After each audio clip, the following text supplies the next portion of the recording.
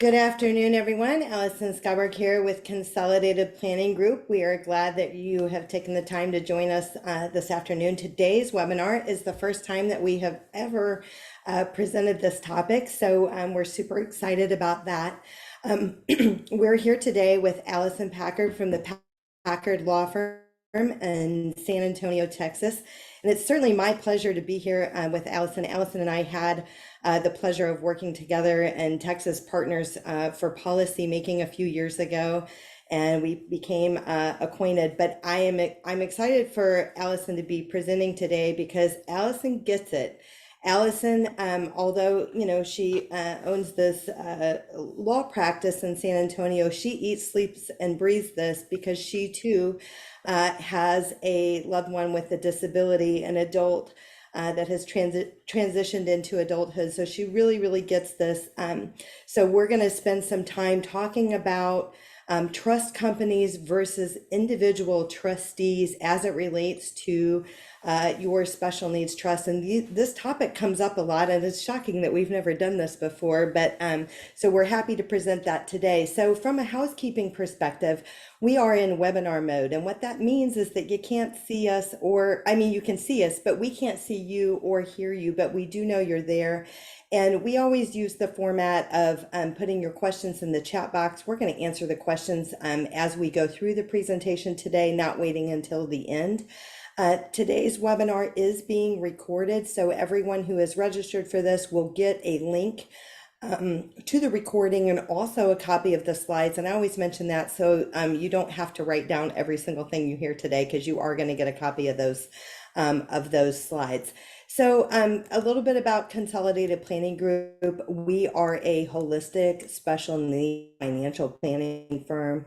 We are an advisory and consulting firm with over 30 years of experience. We're nationally certified as Social Security advisors and members of the Special Needs Planning Academy. And I too am a parent to two kids that have special needs that have transitioned into adulthood. So again, I eat, sleep, and breathe this as well.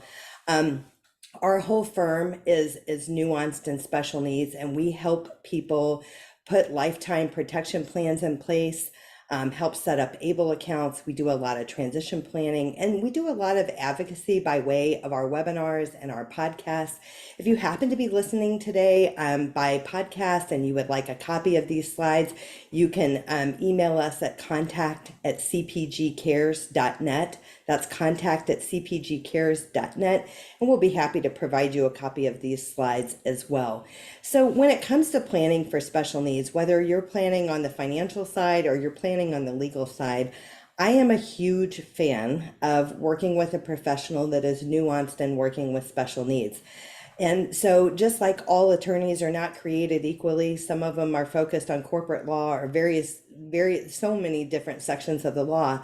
Then there are attorneys that are really focused on working with families that have a loved one with a disability.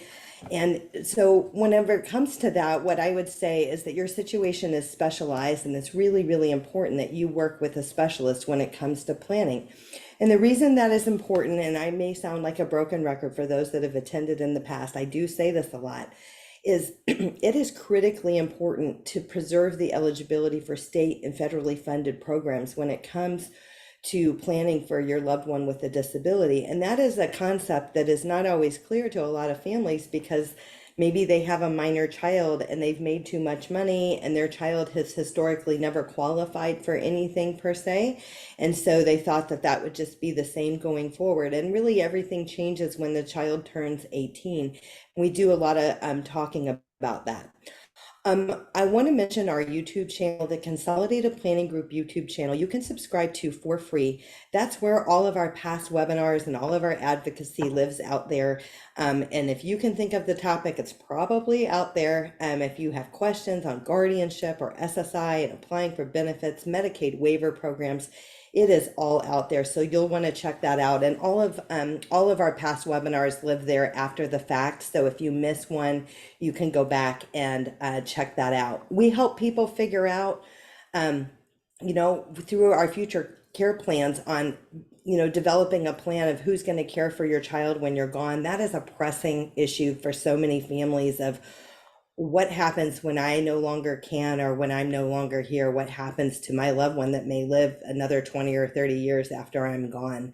And so we do a lot of talking about transition planning, like what are the post high school options, maybe educational, maybe vocational, maybe it is, transition programs that might be available for your loved one.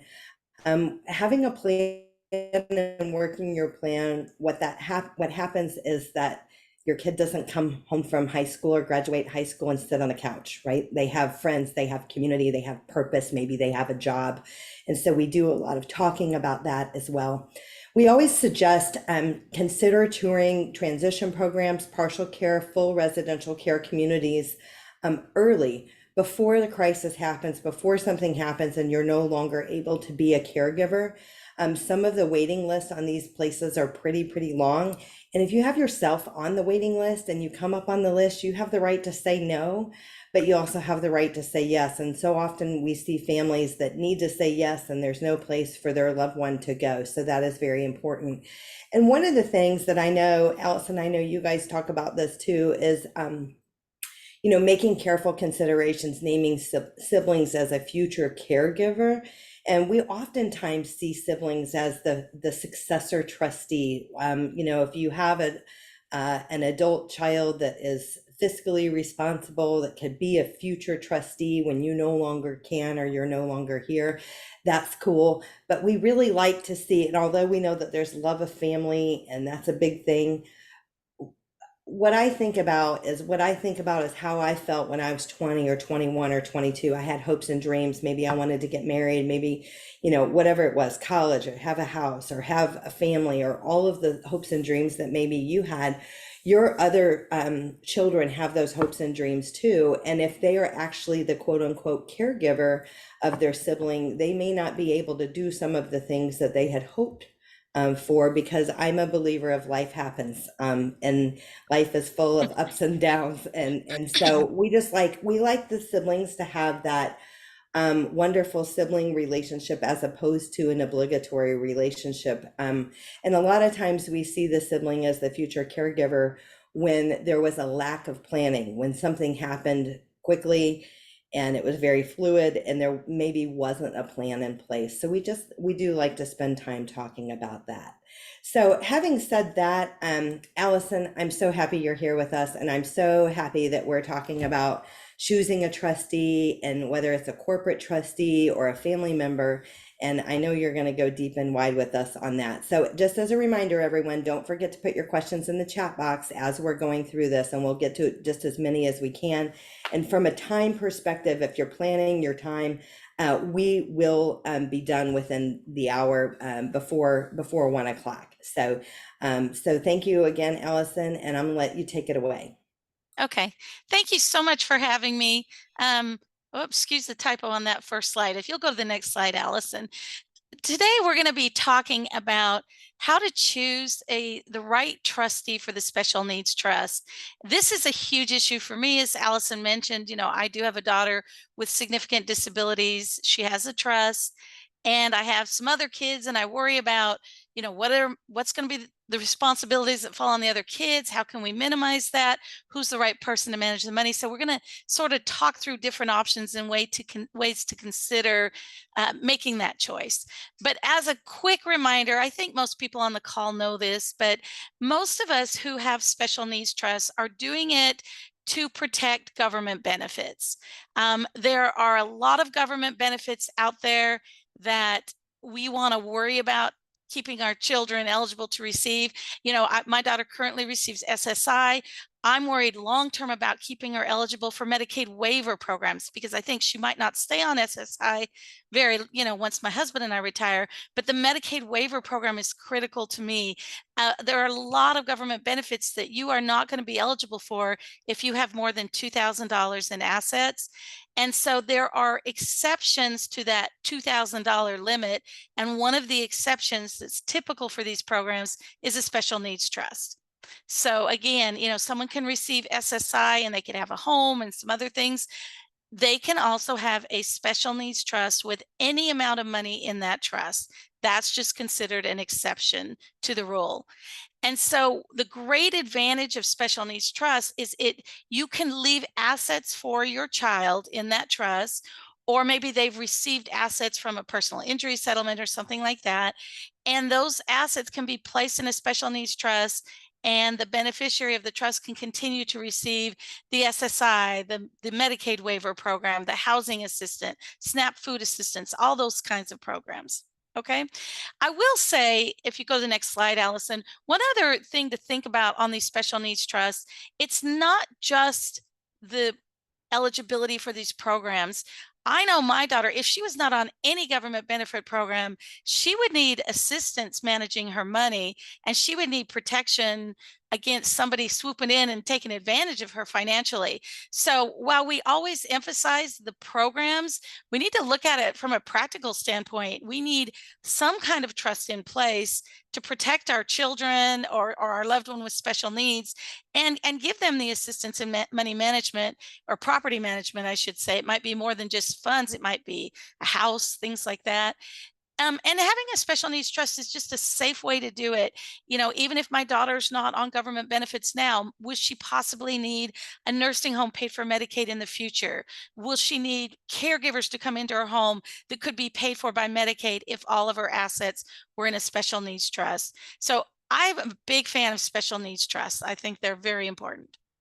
Allison, a lot of times people that are affluent that have a lot of, money saved up, they say, well, why do I need, SSI, or who cares about SSI? And I think there is some truth to that. There is some frustration in dealing with the Social Security Administration from time to time, sometimes more often than not.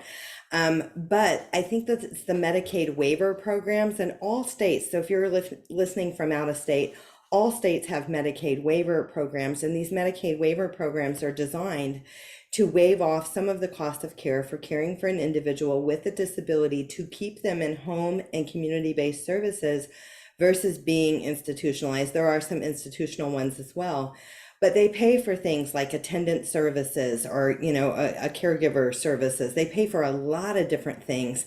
And so in some of the budgets, like one of the budgets in Texas, I think it's like, depending on the level of need, is up to like $370,000 a year. So what I say is that's not nothing. Okay, you might argue that 943, what does that help me, very very much, as far as SSI, but it is that Medicaid, those Medicaid waivers. And the waiting list in Texas is a very, very long. Some states wonderfully do not have a waiting list for their Medicaid waivers, and other states, like Texas and Florida, the waiting list is very, very long.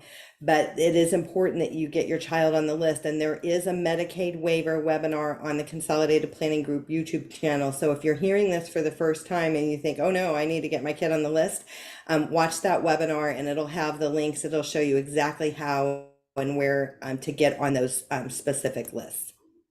Yeah, thank you. And I agree with all that. And also the way I look at it is I think about my daughter's future.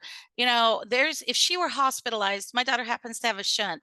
If she needed a shunt revision, or that shunt removed, or just anything can happen medically to any of us, you can burn through a lot of money if there's not proper insurance. So it gives me peace of mind to know what comes her way, she's going to have that backup. And just one more plug for those Medicaid waivers. I would go watch that video if this is new to you, because these are really great options for us. A lot of the Medicaid waiver programs will pay not just for caregivers. One of them in Texas will actually pay for group homes. You could convert your home to a host home.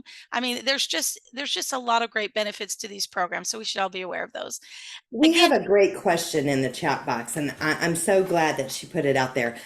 Should the Special Needs Trust be established as a standalone or as a part of the will? What are the pros and cons to how it is established? Start one now with $1 or upon death of the parents? Okay, great question. Both of those options are available if we're talking about a third-party trust. So let me just quickly review that. A first-party special needs trust, that is an irrevocable trust. It needs to be a standalone document.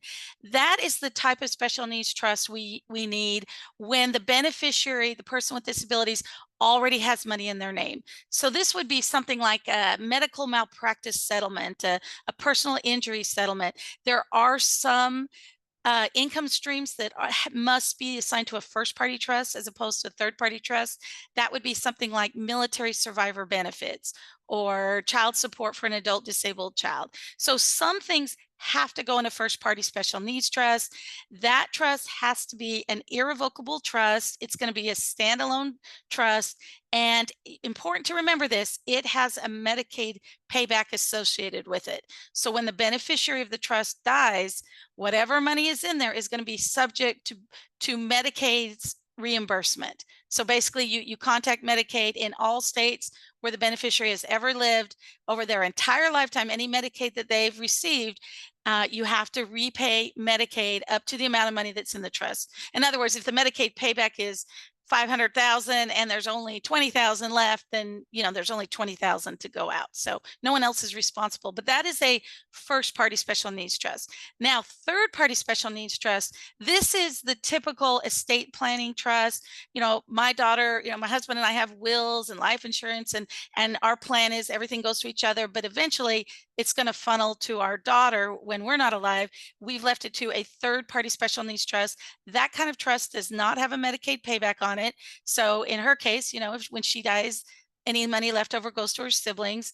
That type of trust can be set up as part of the will. We call that a testamentary trust or a separate standalone trust. I personally prefer the standalone trust, but there's nothing wrong if you already have a testamentary trust. The reason I like the standalone trust, well, many reasons. One, what if grandma wants to donate money to this trust? If my mother dies and she left money to my daughter's trust, if it's a testamentary trust in my will, there's nowhere for it to go. I'm gonna have to go hire a lawyer. I'm gonna have to create a trust at that time. So if I have a standalone trust, it's available for other people to donate money to that trust, like a grandparent. Also, I just think it's a lot easier to modify, to deal with. You have to report these trusts to the Social Security Administration. If someone's receiving SSI, they need to be reported to the Medicaid agency for someone on Medicaid. The agency is going to review that document. If it is baked into the will, you basically are turning in the whole will. And what I've seen is it's very confusing. And so a lot of times people who have a testamentary trust, the agency wants them to go hire a lawyer to create a separate trust document. So I see a lot of unnecessary fees added after the death of the person who created the testamentary trust. So again, I would lean more towards the standalone trust. A lot of lawyers prefer to do it as a testamentary trust, and that's fine. That's just my personal preference. Well, and I agree with you 1,000%. And one other thing, I agree on every aspect. So the bottom line is if you have a family member, a parent, a grandparent, or another family member that may leave money to your child, that is your sign that you need a standalone third party special needs trust. But the other thing, when it's inside of the will, a lot of times when I see it inside of the will, it may be because the attorney that you worked with doesn't really do special needs trust, so they just put that language in there. And then the last thing is it takes time to set it up. So if it lives inside of your will and you die, your child has needs now. And if it takes a month or two to set up to get, it could be an issue. So I feel like when someone dies, it's chaos. I don't care if it's expected or not. It's a blow to the family and it's a big deal. Lots of emotions are happening. So if it's already in place, you're gonna be better off, I would say, short term and long term. So someone said in the chat box, why is the waiting list so long? It is by state, and it depends on what state funds are put towards this. Someone in the chat box said Abbott, and it could be a political change where we get everybody off. Like for instance, Colorado is a great example of they had some of the funds from that legalization to get everybody off of their waiver list. So the next question we have is, can a third party trust be set up prior to death and not be funded until the parents die? Absolutely. That's the most common way we do it. So, I mean, when we create a special needs trust, and by the way, let me just add one more reason for having the standalone trust, because you alluded to this, Allison. Another reason I like that is because you can get the account set up. You could work with the corporate trustee. On this call right now, we have Michael Packard, who's listening in. He is my son. He is the co-trustee of my daughter's special needs trust. Because we have a separate standalone trust, we've actually pulled him in now to have him get used to managing the trust. You can't do that with a testamentary trust. So that's just another advantage to having the standalone trust. And by the way, because I don't want to forget to say this third party special needs trust can be revocable or irrevocable. So if you do create a standalone document and it's best for it to be revocable, then you can always make changes over the years to that. And if it's in your will, of course, it's changeable. Now let me go back. Oh, go ahead, Allison. I cut I you was just off. going to say, as far as funding, there are people that have millions and millions of dollars and they have plenty of money for retirement and they have plenty of money to fund the special needs trust. And that's one category, which are few and far between. So I am a fan of funding at death and paying for expenses as though you always have, and keeping your assets nimble for the 25 to 35 years that you may be spending in retirement. I think that that is an important consideration. Yes, and when we do a special needs trust, we usually send out a closeout letter with different options of how you could consider funding it. I would say the most common way of doing this is just what you're saying, Allison. Keep the money in the name of the parents until they pass, and then it goes into the trust. Some people prefer to go ahead and start adding a little money. Start, maybe they have a contribution every year. Other people will fund it entirely with life insurance, or maybe this proceeds from the sale of a home. There may be tax reasons to consider holding off on moving it to the trust. That's beyond the scope of today's conversation, but you'd want to talk to a CPA if you're interested in funding it now, and it's going to be a large amount, and you're going to have investments. Then there may be some tax considerations, and that would tie into using your own Social Security number as a revocable third-party special needs trust versus an irrevocable. Again, that's a lot of details, but either way is perfectly acceptable. And I would say the most common is to fund it upon death of the parents. What are these trust funds used for? There's a lot of misunderstanding on this. Some people feel like, once the money's in the trust, I don't dare spend it.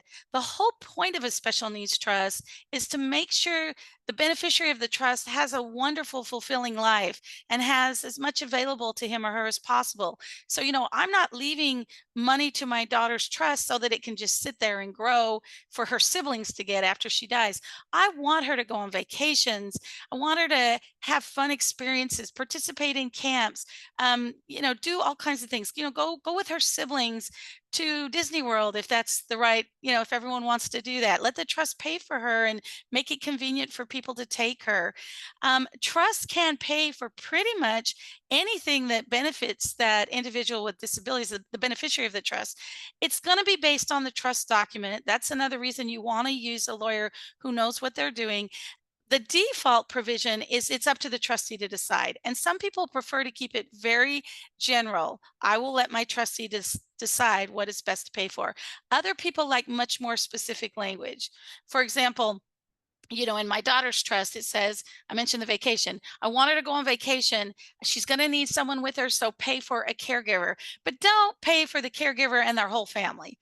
In other words, if my son goes to Disney World with the whole family, I don't want her trust paying for everybody's tickets, but yes, pay for somebody to be with her. I specify what that can be. You don't have to be that specific, but you can add those kind of details. If it's helpful to explain how you want the trust funds used. Okay. As far as food and shelter, this is confusing. You're going to all read something online that says special needs trusts cannot pay for food and shelter. Generally, most special needs trusts certainly the ones I draft and the ones I review typically allow for food and shelter payments. But if you're paying for shelter out of a trust, food right now, but that's going to change soon, there is a reduction in SSI. So there's some confusion. That is really going to tie into who is managing this trust. Do they understand all these rules they have to know for beneficiaries who are on government benefits? Do they understand, if I pay for this shelter expense, how will it affect this beneficiary's SSI? Are they on SSI or SSDI? And so let's get into choosing that trustee, figuring out who's going to have that knowledge to know how to pay for things out of the trust. First of all, let me just say, you've got a lot of options on who the trustee can be if it's a third party special needs trust. If it is a first party special needs trust that is being funded from a medical malpractice settlement, sometimes a large personal injury settlement, often those kinds of trusts are tied into a lawsuit and there's a court involved. And so those kinds of trusts, while parents have some say, there's going to be a lot of court input. There's going to be typically a guardian ad litem involved, and they're going to want typically a corporate trustee or a pooled trust that's familiar to the courts, such as the Arc of Texas. So I'm going to really think that for purposes of today, we're usually talking about a third party special needs trust where I, as mom, want to leave assets to my daughter when I'm gone and leave it to her trust. So usually for these kinds of trusts, the parents are the obvious choice to be the trustee at the time the trust is established, assuming we're talking about a standalone trust, obviously. And so, I am my daughter's trustee with my husband, but you could also have a sibling in there as a co-trustee, or you could have a sibling as the initial trustee or the trustee to follow the parents. You can use close friends, you can use a bank or a trust company or a nonprofit agency that manages a pooled trust. And we're going to talk in more detail about those pooled trusts later on. But you should understand a special needs trust is very, very strict on the trustee not being the beneficiary. So a typical revocable living trust, I can be the beneficiary of the trust and be the trustee. That does not work on a special needs trust. And in fact, the beneficiary has very limited control of the trustee. You've got to have that written into the trust document that the beneficiary cannot be the trustee, cannot fire the trustee, cannot pick a new trustee. So that is for people who are much higher functioning but do have disabilities. Sometimes this is a frustrating experience because they want to be in control of their own money. That does not work. It will not qualify as a special needs trust if the beneficiary is the trustee. We have a question. It says, I was told if a person is getting SSI, the trust cannot supplement housing, for instance, assisted living. Is that the case? No, there's a lot of misunderstanding out there. So if someone is receiving SSI and a trust is paying for some kind of housing benefit, it will reduce the SSI. It's pretty much 1/3. It's 1/3 if you're living at home for free. It's 1/3 plus another $20 if the trust is paying for it. So basically, SSI gets reduced by 1/3. It is still possible, and some people choose to go that route. There are other ways around that. A lot of times, what people do is they move money from the special needs trust to an ABLE account. The ABLE account pays for the housing. All of this just ties into the importance of knowing, choosing the right trustee. You want a trustee who understands this issue and will help figure out what's the right approach. If you just have someone who doesn't know government benefits, they might make these disbursements and lower the SSI amount unnecessarily. Whereas if you have someone who understands, they would know, hey, could we use an ABLE account? Let's find another way to handle this. Okay. And what about a successor beneficiary as trustee? Is that a conflict of interest? So a special needs trust is very strict. The beneficiary must be the individual with disabilities. So when you say successor beneficiary, I think you mean the remainder beneficiary, meaning who's going to get the money when the person dies. That's totally fine to use them as trustee. In fact, that's very common. And so, in fact, that ties into this slide that Alison just pulled up. If you have a family member as trustee, that certainly is very, very appropriate. And it might not be the best solution, but let's talk about the advantages. If you have, I'm going to use Michael Packard, who's on the call, who is a trustee of my daughter's trust. My husband and I are gone. He's the trustee. I know that my son, Michael, will know my daughter, Angela, who's our beneficiary. He will know her better than anybody. He knows what she loves. He knows what she needs. And I actually really trust him. So that's a real advantage of a family member. They're going to really know the intimate needs. Like what is it she loves to do? What is it we should be spending money on? Is she getting out? Is she doing the things that will make her life, the best possible that it can be? He knows my goals. So he will understand. I will have had lots of conversations with him. This is what I see the trust paying for. This is what I want her to be able to do. And that's a lot easier with a family member. Also, if we need money from the trust to pay for something, it's pretty easy to get at it. If a family member is a trustee, it's very quick. Now, there's a downside to that too, but that certainly is an advantage as far as the time and the simplicity of accessing the trust funds. And of course, the big one that people really focus on, most family members are not going to charge a fee.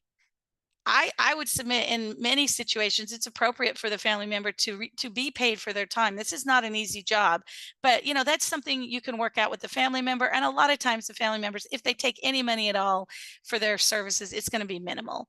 So there's a lot of advantages to that family member serving as trustee. Can you go to the next slide, Allison? So some of the disadvantages, however, you've got to really think about.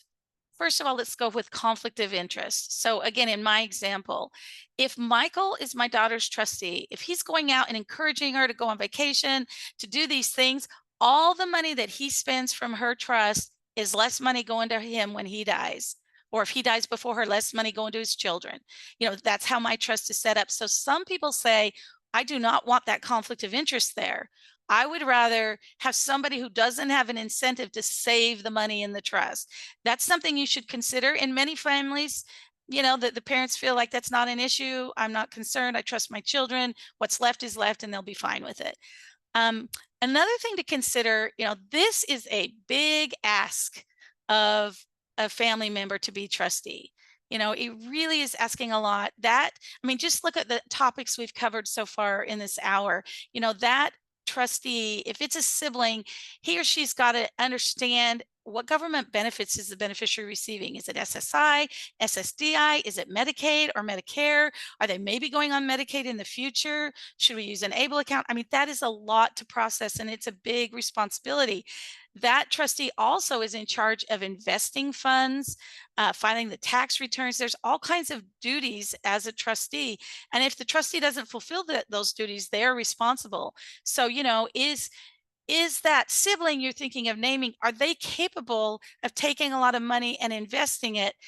Now, they can outsource it. They can say, well, I'm going to hire someone to do the investing, which is great, but that plays into the fees. If you're trying to save fees, maybe it's better to just use the corporate trustee that is already going to do all the investing and make sure the tax return is filed and things like that. Another thing to consider with family members is, what's the longevity of this trust? Is that person, that family member you appointed, going to outlive the beneficiary? I see this all the time. People say, well, I'm going to name my sister as the trustee to follow me. And then they don't have anyone else. And I think, well, what's the chances of your child outliving you and your sister? Pretty high. So let's keep talking. We need someone who can continue to be trustee. And in some cases, what happens is a family member's a trustee initially, and then it goes to a corporate trustee. That's perfectly appropriate, or a pooled trust. The other thing to really think about, that trustee has complete discretion over the trust distributions, subject to what the trust agreement tells them to do, but really they have access to the money. I said it made it simple for distributions, but it can also cause problems. One problem is sometimes there's family conflicts because you've got a beneficiary saying, I want this. And the trustee saying, no, we don't have enough money. No, you can't have that. I'm sorry, we're not going to spend that. And in some cases, it causes really particularly sore feelings. And so you got to know your family dynamic. Is this going to be a good thing to have the trustee family member having to say yes or no? Another thing, and this is serious, that trustee can get access to that money. And if the beneficiary has very limited cognitive ability, they will never know if their funds are gone. In my case, my daughter, Angela, she would have no clue if her trust had $100,000 in it or $1,000. To her, it's all the same. She just wouldn't understand it. And she would never know to even ask. And so a lot of times, unfortunately, family members are the worst at robbing money from these trusts. But more commonly, it's not outright, I want to steal the money. It's usually the mistakes. And what happens is the family member trustee might be a little more lax on how the money's spent. And if you'll go to the next screen, Allison, the next slide rather, family members typically borrow money from a special needs trust more than anybody else. So the example, Michael did this slide for me and wrote this up. In his example, if he sees, oh, wow, there's a lot of trust, a lot of funds in Angela's trust. I really need a new car. I'm just going to borrow the money. I'm going to pay it back. Mom and dad would want me to borrow it because I just need to get this car so we're up and running, and then I'll repay it. Well, the minute he takes money for himself, that's not a special needs trust. The only beneficiary of the trust has to be the person with special needs. Okay. Again, you can have remainder funds going to other people, but that's the actual special needs trust will terminate and those funds are paid out. So we see this a lot. A family member beneficiary borrows money, and oftentimes it doesn't get repaid and there's no money to repay. But the real tragedy, besides the money being gone, is the government benefit problem. Even if that money's gone, we can't repay it, we can't fix things. All of a sudden, you spent all this effort creating an estate plan to protect government benefits, and they're messed up by a family member using the funds inappropriately. Okay. That's a sobering thought. It's enough to make me really think about who is the right trustee. So if you go to the next slide, Alison. I forgot about this slide. This slide just reminds us all that we can give help to the family members. A lot of times, again, I'm using a family member. I'm not against it, but I really caution people, there's a lot to consider here. But you can give a lot of material to that trustee. You can get them connected with a law firm, have them consult with an attorney as needed, work with these disability advocacy groups, and outsource responsibilities such as investment of trust funds and tax returns and things like that. Okay, next slide. If all of this is making you think, oh, whoa, I don't want to dump this on my child, or I'm nervous about my other child being trustee, or I just feel uneasy, I want more protection, then I would say consider a corporate trustee. Corporate trustees, that would be a trust company, a bank. You need someone who really knows special needs trusts. So almost all banks will agree to be a trustee of a trust, but you need to make sure that the bank that you're talking to or the trust company you're working with, that they know special needs trusts. Because for a lot of banks, they think, oh yeah, we'll take your money, we'll grow it, we'll give you the report, you let us know if you need something, and they're real good at that. We'll even take care of the tax returns, or at least send you the information. Special needs trusts are a whole different ballgame. They've got to have a whole different set of knowledge on government benefits. They also need to be a little proactive to make sure that you're really meeting the needs of that beneficiary of the trust, because that beneficiary may or may not be able to come and say, I need this and I need that. And so it's a really important thing to figure out, does this corporate trustee understand special needs trusts? Alison, I have a question. It came up a couple of weeks ago from somebody who had a corporate trustee, and I guess I'm asking: are all corporate trustees that understand special needs trust created equally? Because this particular individual was having a problem because the corporate trustee says, no, we never, ever, ever make a distribution for housing. Like, are there some corporate trustees that have such rules like that? So when you're shopping for a corporate trustee, is there, a particular list of questions that you better ask? For sure, if you're shopping for a corporate trustee, you really want to think about, you definitely want to meet with them, talk about your child. I'm going to assume we're talking to parents mostly here. Talk about what kind of assets will be held in the trust, what the needs of your child will be, and find out what their policy on that is. So if you're dealing with a corporate trustee who says, we will not pay for housing, you should have known that. I sound like I'm being critical, because sometimes you don't, but you can typically change corporate trustees also if it's not working. There might be something written into the trust agreement. If you had your trust drafted by a lawyer who doesn't know a lot about special needs trusts, sometimes they just grab language, and that's where I see that language put into a trust, is because they just read it somewhere and they thought it needed to be there. So the corporate trustee needs to follow what's in the trust agreement, so that is in your trust agreement, you're stuck. There's a lot of, it's hard to just give a real quick answer to that. And if that person wants to call me after, we can talk it through. One issue is if the trust is for a minor child, there's some issues on paying for housing and things like that if the child is still a minor and the parents have a legal responsibility to pay for that. If it's an adult, though, there's usually not a restriction. So contact me, we could talk through it. Go ahead, And Allison. can you just go ahead and just kind of expand just a little bit further? One of the slides mentioned that maybe a trustee should not be a guardian. Could you just expand on that just a little bit further? Oh, that past slide, it said a trustee is not the guardian. Actually, what I meant by that is sometimes there's a lot of confusion. People think, well, I've got a special needs trust, so now my child is taken care of. That trustee is only going to have authority to manage assets held in the trust. So if there's medical decisions to be made, the trustee has no authority to make medical decisions. The trustee has no authority to sign documents with the Medicaid waiver program or a lease agreement. Okay, that's totally separate. The trustee is only the person or the organization in charge of managing the assets of the trust. So I mentioned that because sometimes parents get confused and they think, well, I've got it in place. As far as having the guardian himself or herself be the trustee, that again is going to be case to case specific. Some people feel like if this person is the guardian and they have responsibility for my child, I want them to have very easy access to the money.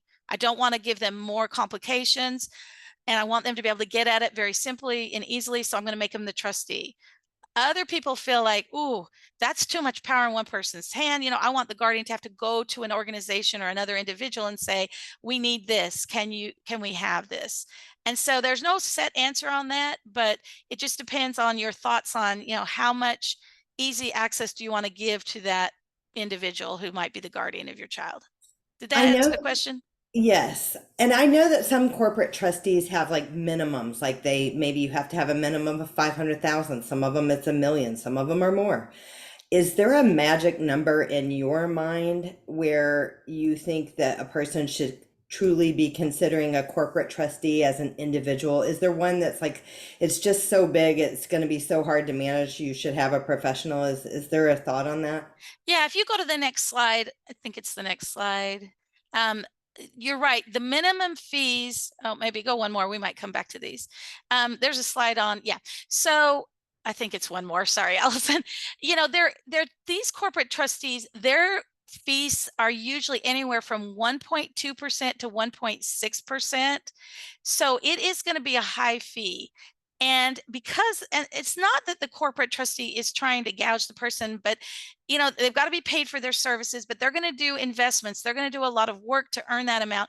And they want to be able to grow the trust so that the growth is paying their fees. And because of that, they want quite a significant amount of money in the trust so that they're not reducing the principal of the trust because of their fees, if that makes sense. So they want to be able to invest the money, have the income generated from the investment pay for their fees.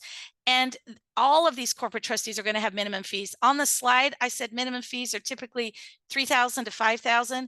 In preparation for today, I contacted several corporate trustees and asked for their updated fee schedules. And I was surprised. The fees that I found were $4,000 to $7,500 minimum fee. So that seems to be going up. So if you're picking a corporate trustee, you want to see what is that minimum fee.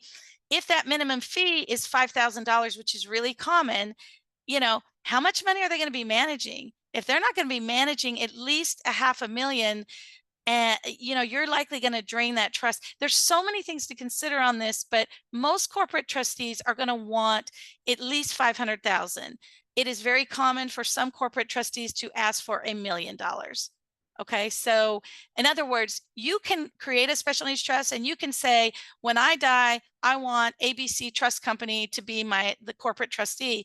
And then when you die, if you have $300,000 to go into this trust, ABC Trust Company might say, well, thanks, we're honored, but no thanks, we're not doing this.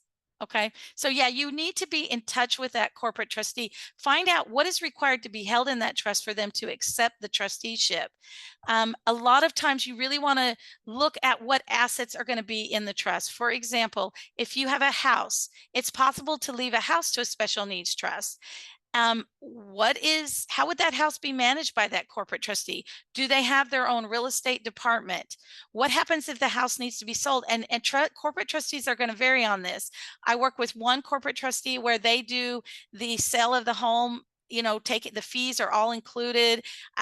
Typically, they're going to hire a broker, and maybe the trustee is going to charge another 3% or 5% on top of the broker fee. There's a lot of details. So if you have real estate, you would want to focus on How is that real estate managed? Do you have someone that can go out and fix the roof? Do you have people you usually contract with to do repairs? You want to understand what's available. If there's no real estate, then obviously that's not as important to you. But you'd want to really understand the fees, how much needs to be in there. And so if I didn't clearly answer the question, I'd say generally at least a $500,000. And that could be from a home, but if there's not $500,000, usually you're looking at either an individual trustee, or if you don't have an appropriate individual trustee, maybe a pooled trust. And we're going to get to that in just a few minutes, a nonprofit organization, because there's not going to be a minimum amount needed to get a pooled trust as trustee. And on the fees, one question that comes up on a regular basis in my practice is that, is there any corporate trustee that you're aware of that will lock the fee in, where the fees, they'll guarantee that the fees will not go up? And I haven't seen one. I don't know if you have, Allison. I mean, the reality of it is when we're gone, our kids could live another 20 to 35 years. And so them locking in a fee all those years ago is probably unlikely. Have you? Okay, I think the only time I have seen a fee locked in is with someone who was an employee of the company and they had a reduced fee. I'm not saying it doesn't happen, but I'm not familiar with that other than in that one unique situation. Um, Let me talk a little bit about trust protectors. If you want your family to be involved and you're leaning towards a corporate trustee, a really great option is to have the family member serve as a trust protector, trust advisor, trust advisory team. These are all slight variations on the same idea that some family member is going to have power over that corporate trustee. And how much power you give to that family member, trust protector, or the advisory team depends on what you want to do. So you could say, I want to give my the sibling of the beneficiary the power to fire that corporate trustee with or without cause. They don't need any reason. They can just not like how they work together. Or you could say, well, they can fire who I pick, but they need a good reason. They need to go to court and get it approved. But you can give those trust protectors authority to review documents, to have regular meetings. And I will say, I talk to a lot of corporate trustees. I have yet to find a corporate trustee who will not welcome a trust protector. They're very friendly about it. Now, if you want your sibling to be a co-trustee, not a trust protector, then you're going to get a lot of pushback. There are not very many corporate trustees who will let a family member individual be a co-trustee with them. And that's I understand that. It's because they're taking on liability from the other co-trustee. The ones that will allow it, they tend to raise their fees. And so I like the trust protector option much more anyway. If you have questions on that, feel free to contact me later and we can kind of talk through that. But yeah, trust protector is a great idea. If you want to go to the disadvantages of the corporate trustee, Alison, let's make sure we've covered those. Let's see. The disadvantage of the corporate trustee, of course, is they're not going to know the family very well unless they make an effort. So to me, this is a big issue. How involved is that corporate trustee going to be in your child's life? Is that corporate trustee willing to go out and make a home visit? How often will they make a home visit? I know of some corporate trustees that do an annual birthday dinner and they go pick up the beneficiary. Other corporate trustees visit the beneficiary every quarter. I know of one that does it even more regularly as part of the standard fee. Other corporate trustees, they don't leave their office. Everybody comes to them. So you want to kind of figure out what is the right setup. How much attention is your child going to need? Another thing I would look at, is the beneficiary of the trust going to need caregivers? Well, if so, does this corporate trustee have connections? They're not necessarily responsible for getting those caregivers, but a good corporate trustee is going to work with the guardian, help you give you ideas of people who can go in. They're going to be paying the caregivers, so they're going to work with you on getting the right situation set up. Is there going to need to be somebody who goes to the doctor with the beneficiary? Are you going to need to hire a company? Using a corporate trustee with a lot of specialization is going to give you access to all kinds of resources because they're in this community. They know where to send you, how to find access to these programs. And so to me, that is one of the big questions. Yes, you want to consider how much you're going to have to pay that corporate trustee, but in my mind, those fees are very close, one corporate trustee to another. To me, it is a much bigger deal to make sure you've got the right fit, somebody you're comfortable working with, someone whose process you like. That to me is much more important than maybe saving that extra 0.5% or 1% on the fee. Allison, a few times a year, someone will come to me and they'll say, so they're already going to use it a corporate trustee because they don't have anybody else, but they literally have nobody else to be a successor guardian of the individual. Do you have any recommendations for anybody listening that might, it ends with me, there is nobody else, where that's a situation as far as that goes? Yeah, that's going to be, county to county specific. I would say, in my particular county, I'm in San Antonio. In this area, we have a lot of individuals who will serve as professional trustees. We also have a Bayer County guardianship program, which is not that easy to get into. But, sometimes we look at the professional guardians. I don't know if I said trustees, professional guardians. And so I can give somebody a few names, but that is going to be kind of what's available in your county. Again, the guardian, that's a totally different job from the trustee.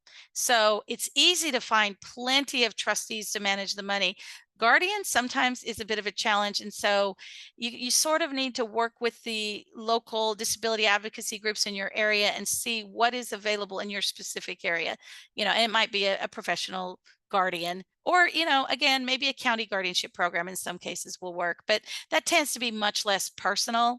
And so, we could talk about that for a long time too. And sometimes also when you're like, if you're touring like various residential living facilities and you're looking at those for, where they're going to go when you're gone, um, all of those facilities are not created equally either. And some of them will accept guardianship of the person. So that it would be a good question to have on your list as you're making those tours, if that's a category that you fall into. Yeah, that's a great point. That would make a difference if you need a guardian. Are they willing to act as guardian? Now, there are some organizations. The one that's coming to mind now is Care For, and I'm sure there are others. And I hate to just drop one particular name, but that's the only one I can think of right now, where they are willing to act as a guardian. So you could also, contact these agencies. I think Care For will do it all across our state. So, and I'm sorry if I'm sure there are other agencies. I'm just not thinking of any other names right now. Okay. So again, going back to finding the right fit, making sure you know how this is going to work. I'll give you an example. If we'll go back to my daughter's trust, the vacation thing. So if I had a corporate trustee, I would ask them, well, what happens when my daughter goes to Disneyland? How the other kids want to go with her. I mean, how can we make this work? What's the process going to be? How are they going to get reimbursed? Do they have to pay up front? I'd want to know what this looks like. And if it's a really good corporate trustee, they're going to really work with you. For example, I would expect them to say something like, you know, um, if you want to get more people covered under the trust, maybe consider driving rather than flying. We'll pay the gas, and as many people that can hop in the car, the gas will be covered. Since you need a caregiver, we could pay for separate rooms if you're going to have brother as caregiver, and whoever can fit in that hotel room, that's fine with us. But we're only going to pay food for your daughter and your son. The good corporate trustees are going to talk through those scenarios, help you figure out how to maximize the trust funds, work with you, try to make sure that everyone has a good experience. If you've got corporate trustees that aren't willing to really talk through those issues, those are not my favorite.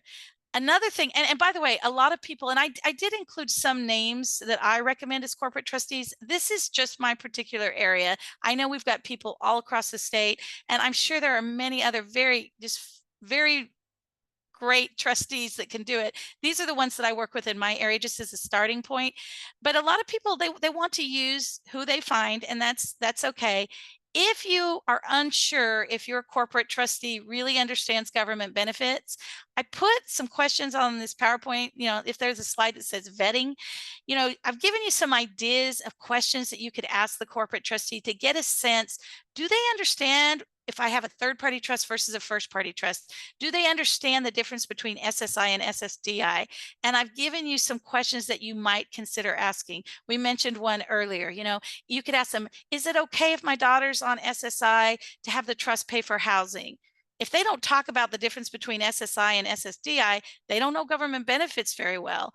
If they don't suggest to you, well, we might consider an ABLE account, let's look at that option, then maybe they're not as knowledgeable as another corporate trustee. So you don't necessarily need to understand every detail, but your corporate trustee should be willing to research and understand the general principles associated with certain government benefits and certain assets, and just the different programs and what you can pay for and not pay for, and the different type of trust you might have. Okay. Oh, I know we're running out of time, and I've got a couple of quick questions. First, the one on tax returns and special needs trust. We have an entire webinar on the Consolidated Planning Group YouTube channel with the CPA on the taxation and what you're required to do for the special needs trust. We often refer to a CPA that's nuanced in special needs for those discussions. But going back to a standalone third-party special needs trust, what are the yearly fees or tax requirements? Are they capped? I know some states are capped on what the trustee fees can be, but what is a standard yearly fee for a trust, a standalone trust? This says with $1 waiting for funding. Okay, so usually what we will do if you're doing a standalone trust with a corporate trustee, you might name the parent or the person who's living as the current trustee. So you're not paying fees until the trust is funded and sent to the corporate trustee. At that point, you're looking at that range of 1.2% to 1.6%. And because I do want to make sure to mention these pool trusts, I will say pool trusts, their fees are very similar. Pool trusts, the most common pool trust in my area is the Arc of Texas Master Pool Trust. Their fees are pretty typical of a pool trust across the country, and they're 1.2% to 1.75% depending on the amount of money in there. If there's just a small amount, you're paying 1.75%. So you're not really saving money on the amount of fees that are paid. I mean, the percentage, I should say. You're not saving money by going to a pool trust. What you're gaining by going to the pool trust is you've got a knowledgeable trustee who's willing to manage assets of a much smaller amount. So I've had clients of mine send $10,000 to a master pool trust. Maybe they have, or maybe, 50,000, they'll take any amount of money and they will manage it. And I will say these pool trusts, they typically will have first party special needs trust sub-accounts and third party special needs trust sub-accounts. So it could be money from an inheritance that is now money for the beneficiary and it needs to go into a first party trust. Or it could be third party money where a parent in their will is setting up payments to go upon their death to the Arc of Texas Master Pool Trust for the benefit of their child. So it can be first party or third party money. Just to make sure, I'm sorry, I'm rushing through this, but these pool trusts, this is a nonprofit agency serving as the trustee. They're actually the manager, and they've got a trustee. And so you're working with an agency that has tons and tons of sub-accounts. Everybody has their own individual sub-accounts. So they're not going to be able to give as individualized attention, because they can't make home visits. And also they're typically only going to deal with cash. So you could not leave a house to the Arc of Texas Master Pool Trust sub-account. It's got to be cash only. So in some cases, we have to sell all the assets to get it to the special needs trust if it needs to be a pool trust. But for many people, if there's not a really great family member to serve as trustee and you can't qualify for the corporate trustee, because honestly, most of the clients I work with don't have that kind of wealth to leave to a trust. So the pool trust is a great option in situations like that, where you want somewhere to send the funds that is protected, will make sure your child keeps their government benefits, and there's knowledgeable people on the other end. And let me see, that's, there's a summary slide. I know we're kind of running out of time.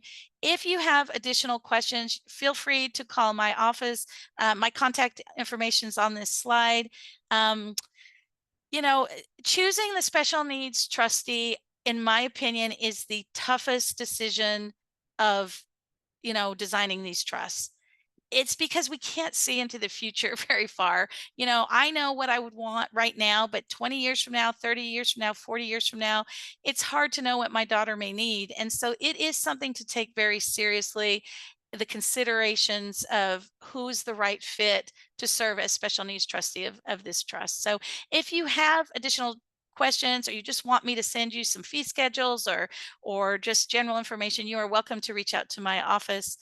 Michael Packard's on this call, and he handles a lot of those calls, and he's a wealth of information since he is a trustee. He understands that too. I'd like to close out with the last question that we have. Someone I've not been a fan of. I think that the ARC, the Master Pool Trust, is a great trust, but I've had very few that are in it. Because most of them have their own standalone third-party special needs trust. But the question is what is the downside to a pool trust? Sounds like a great option, even if there is money. I've typically seen people with less than the minimums for a corporate trustee have the master pool trust. What is the downside to that? I'd say the downside is you're just not going to get that personalized attention. They're managing thousands of accounts, or at least hundreds of accounts, depends on the particular pool trust, but a lot of accounts, they're not going to really spend time. You can't go in and have a meeting. You're just going to be requesting disbursements online, with a main office. I'm a fan of pool trusts in the right situation. I absolutely think for some people it is the perfect obvious solution. But in my opinion, if you do have assets of $500,000 or more, I would at least consider other options and compare, the pros and cons of each. And what I see is most of those families go with the corporate trustee because the fees are going to be about the same, and they're going to get much more individualized attention, individualized investing, just those kinds of issues. I tend to favor the corporate trustee. Last question. Let's just say I don't have $500,000 but I would like to have a special needs trust. So I go with the master pooled trust now, but later as I arrive, as I've saved more money or things like that, I'd like to have a standalone third party trust. Can I undo my master pooled trust and move the funds to my standalone third party special needs trust later?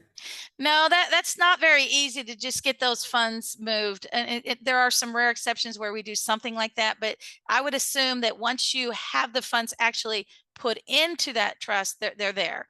So what I would do is, over your lifetime, if you get enough assets to reconsider, you just modify your will, modify the trust, etc.